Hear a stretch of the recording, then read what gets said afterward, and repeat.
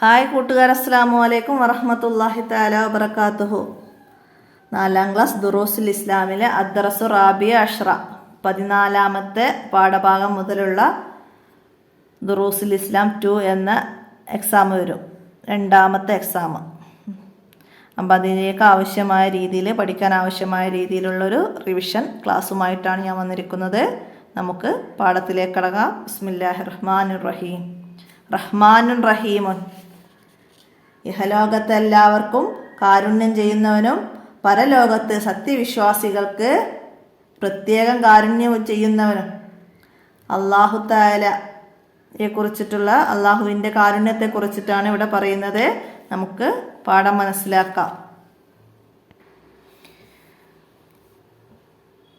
ഇവിടെ പാഠത്തിൽ എന്താ പറയുന്നത്? തള്ളക്കോഴി കുഞ്ഞുങ്ങളോട് കാരുണ്യം കാണിക്കുന്നു. അള്ളാഹു നൽകുക കാരുണ്യമാണ് ജീവികൾ പരസ്പരം കൈമാറുന്നത്. ഉമ്മയും ഉപ്പയും കുഞ്ഞുങ്ങളോടും അധ്യാപകർ വിദ്യാർത്ഥികളോടും വാത്സല്യം കാണിക്കുന്നു, സ്നേഹം പ്രകടിപ്പിക്കുന്നു. ഓരോ ജീവികളും അവയുടെ ഇണകളോടും കുഞ്ഞുങ്ങളോടും സ്നേഹവും വാത്സല്യവും കാണിക്കുന്നു. എല്ലാം അള്ളാഹു നൽകിയ കാരുണ്യമാണ്. അള്ളാഹു റഹ്മാനും റഹീമുമാണ്. അള്ളാഹു റഹ്മാനും റഹീമുമാണ്. അവൻ കണക്കില്ലാതെ എല്ലാവർക്കും കാരുണ്യം ചെയ്യുന്നു.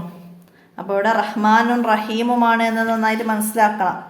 ഇഹലോകത്ത് എല്ലാവർക്കും കാരുണ്യം ചെയ്യുന്നവൻ എന്ന അർത്ഥം വരുന്ന വാക്കേതെന്ന് വരും. അപ്പം റഹ്മാന് മനസ്സിലായില്ല. പിന്നെ പരലോകത്ത് സത്യവിശ്വാസികൾക്ക് പ്രത്യേകം കാരുണ്യം ചെയ്യുന്നവൻ എന്നർത്ഥം വരുന്നത് റഹീം. അപ്പോൾ ഇത് രണ്ടും ഒന്നായി മനസ്സിലാക്കുക. അവൻ അള്ളാഹു കണക്കില്ലാതെ എല്ലാവർക്കും കാരുണ്യം ചൊരിയുന്നു. അപ്പോൾ ഈ രണ്ട് വേർഡ്സും അർത്ഥവും നന്നായി മനസ്സിലാക്കുക. അതിൻ്റെ തദ്രിബാത്തിൻ്റെ നഖറ വനഫമു എന്ന ഭാഗത്ത് അർത്ഥം വരുന്നതാണ്, മനസ്സിലാക്കുക. ഒരു മാതാവിന് തൻ്റെ കുഞ്ഞിനോടുള്ളതിനേക്കാൾ അള്ളാഹു തആല തൻ്റെ അടിമകളോട് കാരുണ്യമുള്ളവനാണ്. ഒരു മാതാവിന് തൻ്റെ കുഞ്ഞിനോടുള്ളതിനേക്കാൾ അള്ളാഹു തആല തൻ്റെ അടിമകളോട് കാരുണ്യമുള്ളവനാണ്. മനസ്സിലാക്കാൻ നബി സല്ലല്ലാഹു അലൈഹി വസല്ലമ പറഞ്ഞു, അള്ളാഹു തആലാക്ക് 100 റഹ്മത്തുണ്ട്. അള്ളാഹു തആലാക്ക് 100 റഹ്മത്തുണ്ട്. മനസ്സിലാക്കുക. അതിൽ ഒരു റഹ്മത്ത് മാത്രമേ മനുഷ്യർക്കും ജിന്നുകൾക്കും നാൽക്കാലികൾക്കും ഇഴജന്തുക്കൾക്കും നൽകിയത്. അള്ളാഹു തആല മനുഷ്യർക്കും ജിന്നുകൾക്കും നാൽക്കാലികൾക്കും ഇഴജന്തുക്കൾക്കും നൽകിയത് എത്ര റഹ്മത്താണ്? 100ൽ 1 റഹ്മത്ത്. 100ൽ 1 റഹ്മത്ത് മാത്രമാണ് മനുഷ്യർക്കും ജിന്നുകൾക്കും നാൽക്കാലികൾക്കും ഇഴജന്തുക്കൾക്കും നൽകിയത്. മനസ്സിലാക്കുക. അള്ളാഹു തആലയുടെ റഹ്മത്ത് കൊണ്ടാണ് നാം പരസ്പരം കാരുണ്യവും വാത്സല്യവും കാണിക്കുന്നത്. വന്യമൃഗങ്ങൾ അവയുടെ കുഞ്ഞുങ്ങളോട് ദയ കാണിക്കുന്നത്.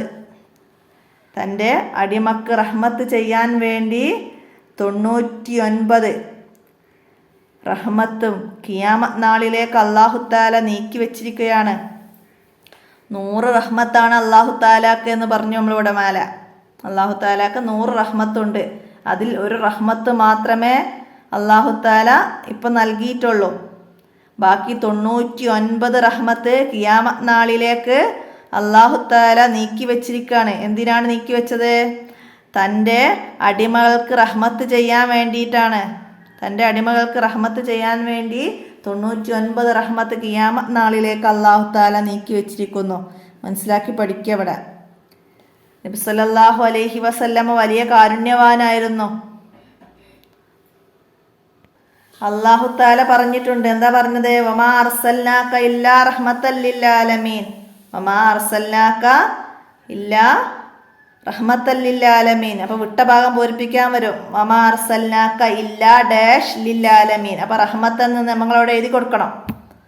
അപ്പം എന്താണ് അതിൻ്റെ അർത്ഥം വരുന്നത്? ലോകത്തിന് കാരുണ്യമായി മാത്രമാണ് നാം അങ്ങയെ അയച്ചിട്ടുള്ളത്. നബി സല്ലല്ലാഹു അലൈഹി വസല്ലമയെ അല്ലാഹു തആല അയച്ചത് ലോകത്തിന് കാരുണ്യമായി മാത്രമാണ്. ലോകത്തിന് കാരുണ്യമായി മാത്രമാണ്. മനസ്സിലായി പഠിക്കുക. വിശ്വാസികളോടും അവിശ്വാസികളോടും ജീവജാലങ്ങളോടും നബി സല്ലല്ലാഹു അലൈഹി വസല്ലമ അങ്ങേയറ്റത്തെ കാരുണ്യത്തോടെയാണ് പെരുമാറിയത്.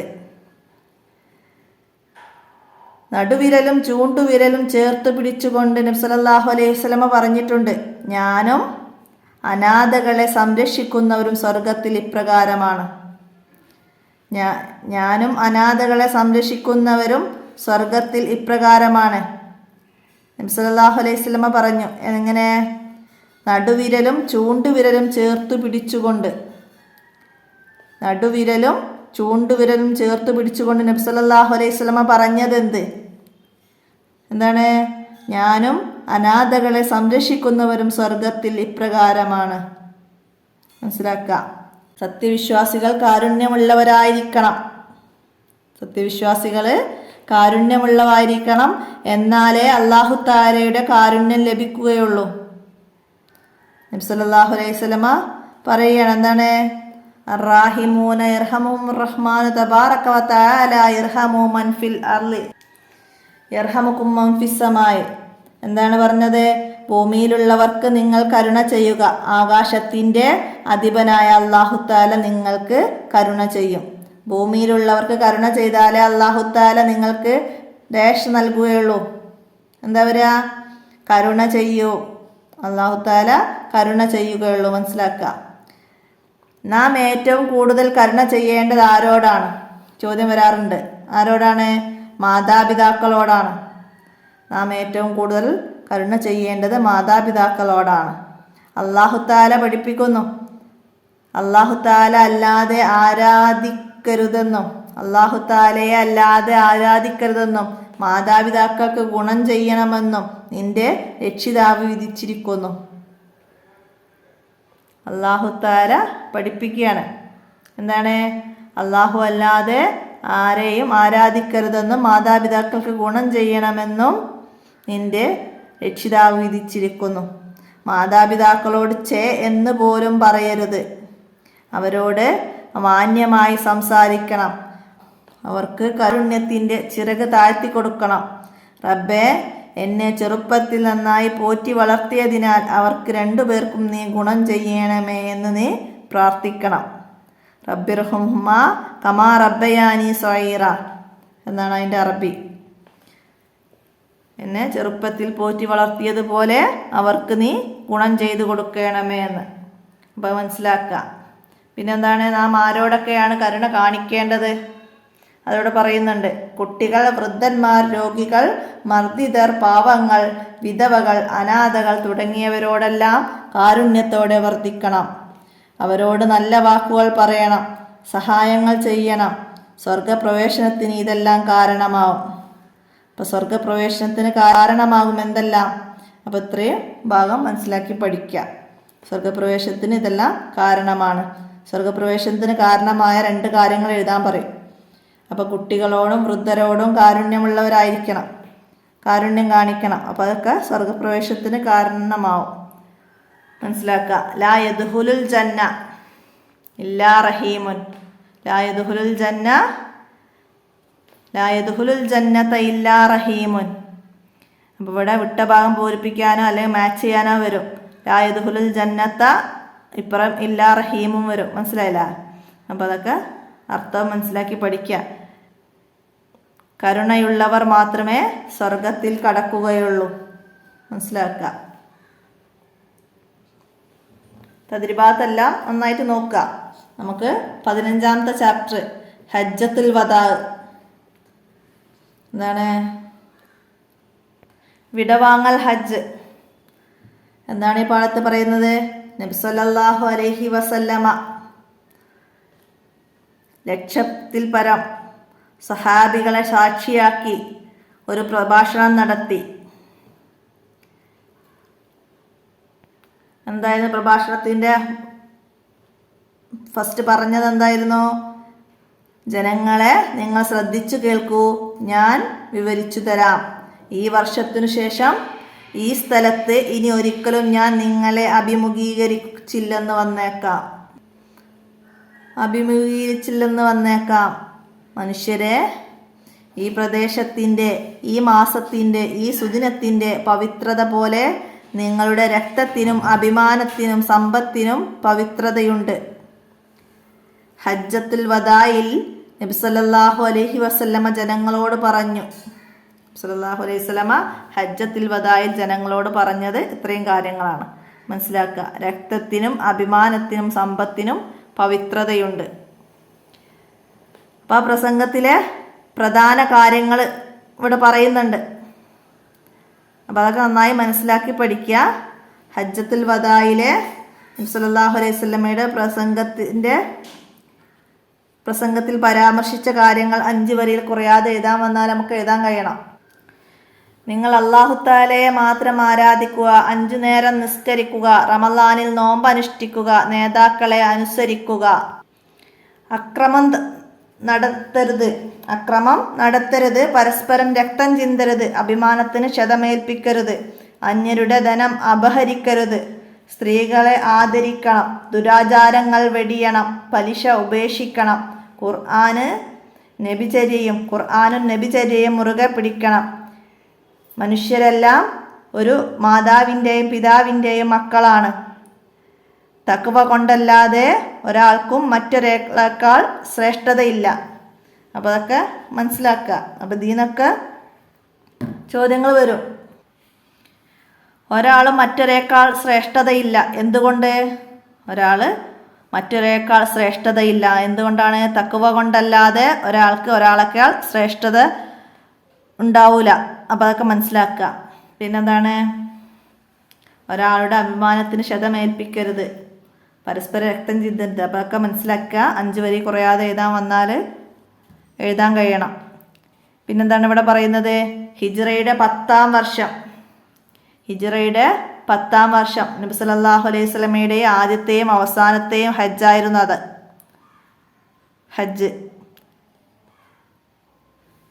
ഹിജ്റയ്ക്ക് ശേഷം നബി സല്ലല്ലാഹു അലൈഹി വസല്ലമ നടത്തിയ ആദ്യത്തെയും അവസാനത്തെയും ഹജ്ജ്.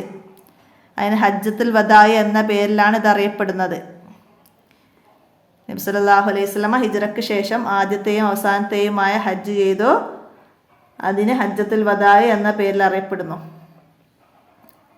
ആ വർഷം ഹജ്ജ് നിർവഹിക്കാൻ നബി സല്ലല്ലാഹു അലൈഹി വസല്ലമയുടെ കൂടെ 1,00,000-ലധികം സഹാബികൾ ഉണ്ടായിരുന്നു. 1,00,000-ലധികം സഹാബികൾ ഉണ്ടായിരുന്നു നബി സല്ലല്ലാഹു അലൈഹി വസല്ലമയുടെ കൂടെ. അപ്പോൾ അവിടെ നബി സല്ലല്ലാഹു അലൈഹി വസല്ലമ പറയുന്നുണ്ട്, എന്താണ്? ഹാജറുള്ളവർ ഹാജറില്ലാത്തവർക്ക് എത്തിച്ചു കൊടുക്കുക. എന്താണ് അതിൻ്റെ പൊരുൾ? എന്താണ്? നബി സല്ലല്ലാഹു അലൈഹി വസല്ലമ ഹജ്ജത്തുൽ വദായിൽ പറഞ്ഞ കാര്യങ്ങൾ അത് അവിടെ ഒത്തുകൂടിയവർ, അപ്പോൾ അത് ഹാജറുള്ളവർ ഹാജറില്ലാത്തവർക്ക് ഈ കാര്യങ്ങളൊക്കെ പറഞ്ഞു കൊടുക്കുക എന്ന് നബി സല്ലല്ലാഹു അലൈഹി വസല്ലമ ഹജ്ജത്തുൽ വദായിൽ പറഞ്ഞതാണ്, അവസാനം പറഞ്ഞതാണ്. മനസ്സിലാക്കുക. ഫതഹ് മക്കയോടെ ജസീറത്തുൽ അറബ് മുഴുവനും ഇസ്ലാം വ്യാപിച്ചു. ജസീറത്തുൽ അറബ് മുഴുവൻ ഇസ്ലാം വ്യാപിച്ചത് എപ്പോഴാണ്? ഫതഹ് മക്കയോട് കൂടിയിട്ട്. മനസ്സിലാക്കുക.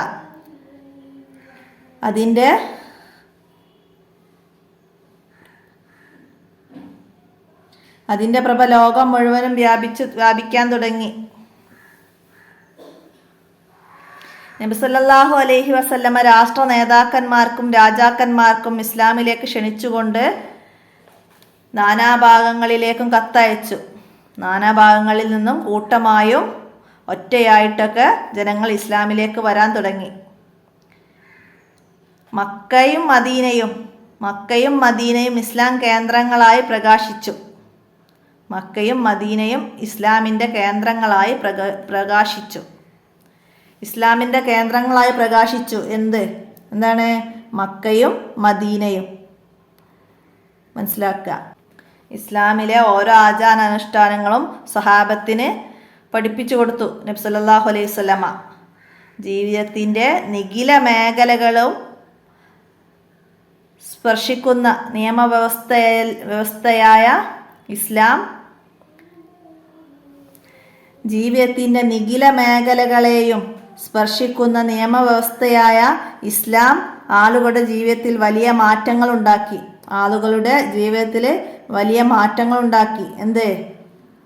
ഇസ്ലാം ജീവിതത്തിൻ്റെ നിഖില മേഖലകളെയും സ്പർശിക്കുന്ന നിയമവ്യവസ്ഥയായ ഇസ്ലാം ആളുകളുടെ ജീവിതത്തിൽ വലിയ മാറ്റങ്ങൾ ഉണ്ടാക്കി. സഹാബത്ത് ലോകത്തിൻ്റെ വിവിധ ഭാഗങ്ങളിലേക്ക് ഇസ്ലാമിൻ്റെ സന്ദേശവുമായി യാത്ര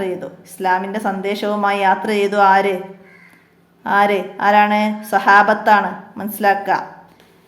ഫൽ യുബല്യ ഷാഹിദുൽ ആയിബ്, ഇവിടെ ഹാജരുള്ളവർ ഇല്ലാത്തവർക്ക് എത്തിച്ചു കൊടുക്കുക. ആയിബ് എന്ന് പറഞ്ഞാൽ അർത്ഥം എന്ത്? ഇതൊക്കെ ഇങ്ങനത്തെ ഇതിനൊക്കെ അർത്ഥങ്ങൾ എഴുതാൻ വരും. എന്താണ്? ഹാജറുള്ളവർ. ആയിബ് എന്ന് പറഞ്ഞാൽ ഹാജറുള്ളവർ. മനസ്സിലാക്കുക. പിന്നെ അതിൻ്റെ തദ്രിബാത്തിൽ വന്ന ഈ മാച്ച് ദ ഫോളോയിങ് അത് നന്നായിട്ട് മനസ്സിലാക്കി പഠിക്കണം കേട്ടോ. അസ്ബത്തുൽ ബദർ ഹിജ്റ 2-ാം വർഷം. ഹിജ്റ 2-ാം വർഷമാണ് ബദർ. അസ്ബത്തുൽ ഉഹദ് ഹിജ്റ 3-ാം വർഷം. ഹിജ്റ 3-ാം വർഷം ഉഹദ്. അസ്ബത്തുൽ ഹന്തക്ക് ഹിജ്റ 5-ാം വർഷം. ഹന്തക്ക് ഹിജ്റ 5-ാം വർഷം. ഇവിടെ എഴുതിയ തെറ്റാണ് കേട്ടോ, അത് നോക്കണ്ട. ഫതഹ് മക്ക ഹിജ്റ 8-ാം വർഷം. ഹിജ്റ 8-ാം വർഷമാണ് ഫതഹ് മക്ക. ഹുദൈബിയ ഹിജ്റ 6-ാം വർഷം. ഹുദൈബിയ ഹിജ്റ 6-ാം വർഷം. ഹജ്ജത്തുൽ വദാ ഹിജ്റ 10-ാം വർഷം. അപ്പോൾ അത് നന്നായിട്ട് മനസ്സിലാക്കി പഠിക്കണം കേട്ടത്. എല്ലാ പാഠത്തിൻ്റെയും തദ്രിബാത്തിൽ വിട്ട ഭാഗം പൂരിപ്പിക്കാനുള്ളത് അതൊക്കെ നന്നായി മനസ്സിലാക്കണം കേട്ടോ. 16-ാമത്തെ പാഠം വലാ യഊദുഹു ഹിഫ്ളുഹുമ, ആയത്തുൽ കുർസിയാണ് അല്ലേ. ആയത്തുൽ കുർസി നന്നായി മനസ്സിലാക്കുക. ഇതിൽ ഓരോ വേർഡ്സിൻ്റെ അർത്ഥങ്ങളും പറയുന്ന പാഠഭാഗത്തിൽ മുഴുവനായിട്ട് അർത്ഥം പറയുന്ന റിവിഷനിൽ നമ്മൾ പറയുന്നുണ്ട്. അപ്പോൾ അതൊക്കെ മനസ്സിലാക്കി പഠിക്കുക. തദ്രിബാത്തിൽ ഇവിടെ നുത്തർജിമ എന്ന ഭാഗത്ത് വന്നിട്ടുണ്ട്. അപ്പോൾ അത് നന്നായി മനസ്സിലാക്കി പഠിക്കുക. എഴുതാൻ വരും. അർത്ഥം എഴുതാൻ വന്നാൽ നമുക്ക് എഴുതാൻ കഴിയണം. മനസ്സിലാക്കുക. പിന്നെ അതിൽ നിന്ന് ചോദ്യം വരുന്നത് എന്താണ്?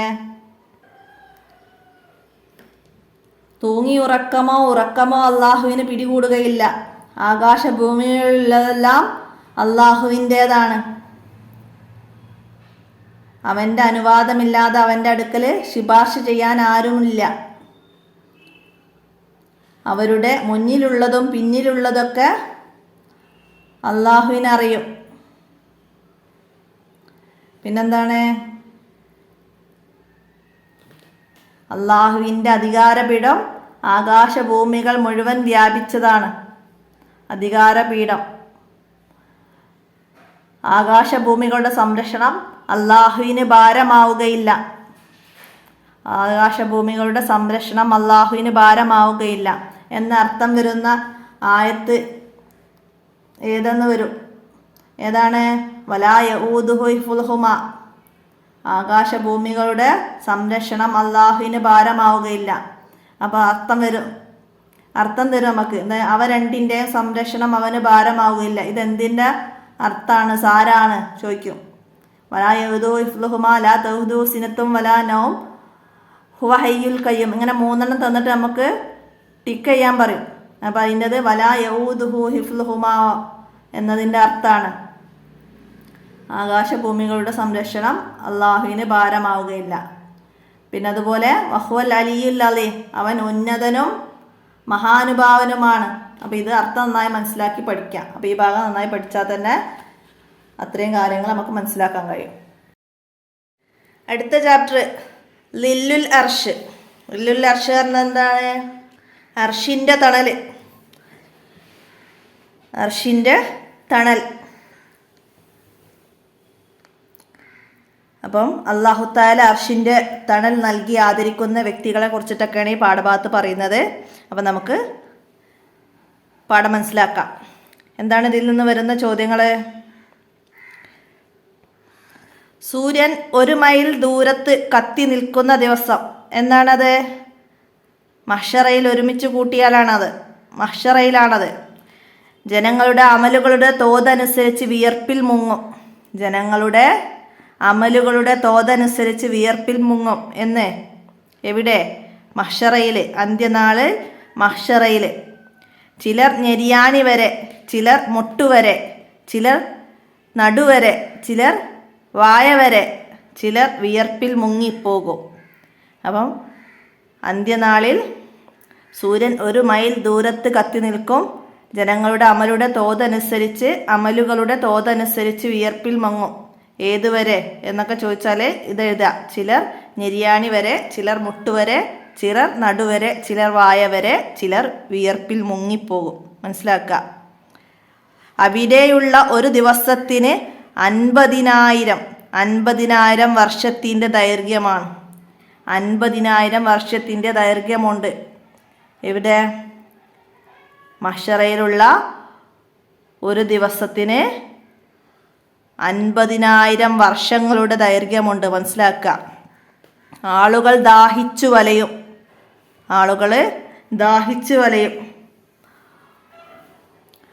ഓരോ നബിമാർക്കും പ്രത്യേകം ഹൗലുണ്ടാവും.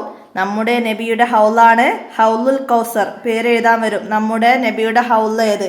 ഹൗലുൽ കൗസർ. ഒരു മാസത്തെ സഞ്ചാര ദൈർഘ്യമുണ്ട് അതിൻ്റെ വിസ്തൃതി. ഹൗലുൽ കൗസറിൻ്റെ വിസ്തൃതി എത്രയാണ് എന്ന് ചോദിച്ചാൽ എന്ത് എഴുതാം? ഒരു മാസത്തെ സഞ്ചാര ദൈർഘ്യമാണ് അതിൻ്റെ വിസ്തൃതി. അതിൻ്റെ ചുറ്റും നടന്ന് എത്താൻ ഒരു മാസത്തെ സമയമെടുക്കും എന്നാണ് പറയുന്നത്. മനസ്സിലാക്കുക. ഹൗലുൽ കൗസറിലെ പാനീയം എങ്ങനെയുള്ളതാണ് എന്ന ചോദ്യത്തിന് ഇവിടെ അതാ: പാലിനേക്കാൾ വെളുത്തതും തേനിനേക്കാൾ മധുരമുള്ളതും കസ്തൂരിയേക്കാൾ സുഗന്ധമുള്ളതുമായ പാനീയമാണതിനുള്ളത്. ഹൗലുൽ കൗസറിലെ പാനീയം എങ്ങനെയുള്ളതാണ്? പാലിനേക്കാൾ വെളുത്തതും തേനിനേക്കാൾ മധുരമുള്ളതും കസ്തൂരിയേക്കാൾ സുഗന്ധമുള്ളതുമായ പാനീയമാണ്. ഹൗലുൽ കൗസറിലെ പാനീയത്തിൻ്റെ നിറമെന്ത്? ചോദ്യം വന്നാലാ പാലിനേക്കാൾ വെളുത്തത്. തേനിനേക്കാൾ മധുരമുള്ളതാണ് എന്ത്? ഹൗലുൽ കൗസറിലെ പാനീയം. മനസ്സിലാക്കുക. കസ്തൂരിയേക്കാൾ സുഗന്ധമുള്ളതാണ് എന്താണ്? ഹൗലുൽ കൗസറിലെ പാനീയം. മനസ്സിലാക്കുക. അതിൽ നക്ഷത്രങ്ങൾ കണക്കെ കപ്പുകൾ ഉണ്ടാകും. നക്ഷത്രങ്ങൾ കപ്പുകൾ ഉണ്ടാകും. വിട്ട ഭാഗം പൂരിപ്പിക്കാൻ വരാറുണ്ട്. നക്ഷത്രങ്ങൾ കണക്കെ കപ്പുകൾ ഉണ്ടാകും. എവിടെ? അങ്ങനെ ചോദ്യം വരാം. എവിടെയാണ്? നബി സല്ലല്ലാഹു അലൈഹി വസല്ലമയുടെ ഹൗലുൽ കൗസറിൽ. അതിൽ നിന്ന് ഒരിക്കൽ കുടിച്ചാൽ പിന്നീട് ഒരിക്കലും ദാഹിക്കുകയില്ല. മനസ്സിലാക്കുക. ഹൗലുൽ കൗസറിൻ്റെ പ്രത്യേകത എന്താണ്? അതിൽ നിന്ന് ഒരിക്കൽ കുടിച്ചാൽ പിന്നീട് ഒരിക്കലും ദാഹിക്കുകയില്ല. മനസ്സിലാക്കുക. ഹൗലുൽ കൗസർ ലഭിക്കും. ആർക്കാണ് ഹൗലുൽ കൗസർ ലഭിക്കുക? നബി സല്ലല്ലാഹു അലൈഹി വസല്ലമയുടെ തിരുസുന്നത്ത് അനുസരിച്ച് ജീവിക്കുന്നവർക്ക് അത് ലഭിക്കും. മനസ്സിലാക്കുക. ചോദ്യം: ഹൗലുൽ കൗസർ ലഭിക്കുന്നവർ ആര്?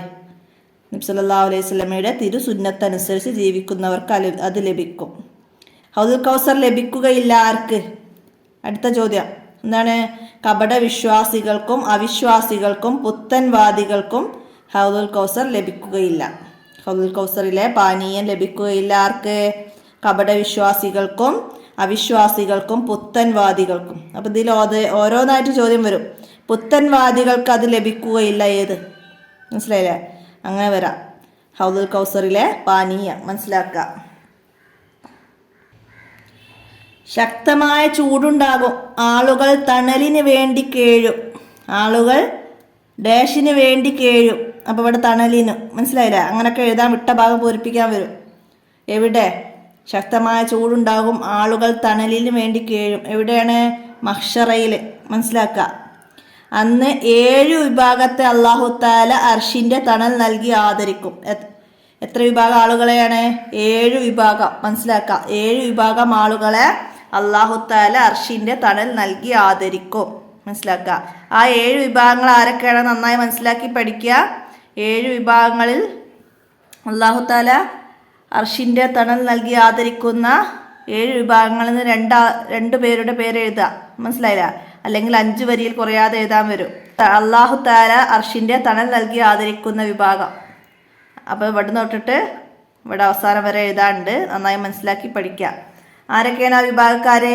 നീതിമാനായ ഭരണാധികാരി, ആരാധനയിൽ വളർന്നു വന്ന യുവാവ്, പള്ളിയുമായി ആത്മബന്ധമുള്ള വ്യക്തി, അല്ലാഹു തആലയുടെ പൊരുത്തത്തിന് വേണ്ടി പരസ്പരം സ്നേഹിക്കുന്നവർ, അല്ലാഹു തആലയെ ഓർത്ത് കരയുന്നവർ, കുലീനയും സുന്ദരിയുമായ സ്ത്രീ വ്യഭിചാരത്തിന് ക്ഷണിച്ചപ്പോൾ അല്ലാഹു തആലയെ ഭയപ്പെടുന്നു എന്ന് പറഞ്ഞ് പിന്തിരിഞ്ഞവൻ, വളരെ രഹസ്യമായി സ്വതക്ക ചെയ്യുന്നവൻ, ഇങ്ങനെയുള്ള 7 വിഭാഗങ്ങൾക്കാണ് അല്ലാഹു തആല അർഷിൻ്റെ തണൽ നൽകി ആദരിക്കുന്നത്. മനസ്സിലാക്കുക. അർഷിൻ്റെ തണൽ ലഭിക്കുന്നവരിൽ അല്ലാഹു തആല നമ്മെ ഉൾപ്പെടുത്തട്ടെ. ആമീൻ. അന ഫറത്തുക്കും അലൽ ഹൗലി. അന ഫറത്തുക്കും അലൽ ഹൗലി. ഹൗലുൽ കൗസറിനരികെ നിങ്ങളെ സ്വീകരിക്കാൻ ഞാൻ കാത്തു നിൽക്കും. നബി സല്ലല്ലാഹു അലൈഹി വസല്ലമ പറഞ്ഞതാണ് അന ഫറത്തുക്കും അലൽ ഹൗലി. ഹൗലുൽ കൗസറിനരികെ നിങ്ങളെ സ്വീകരിക്കാൻ ഞാൻ കാത്തു നിൽക്കും. മനസ്സിലാക്കി പഠിക്കാം. അപ്പോൾ തദ്രിബാത്തിലെ ചോദ്യങ്ങളൊക്കെ നന്നായി മനസ്സിലാക്കുക. മഹ്ശറയിലെ നൃത്തം എങ്ങനെയുള്ള നൃത്തമായിരിക്കും? മഹ്ശറയിലെ സൂര്യൻ 1 മൈൽ ദൂരത്ത് കത്തി നിൽക്കും.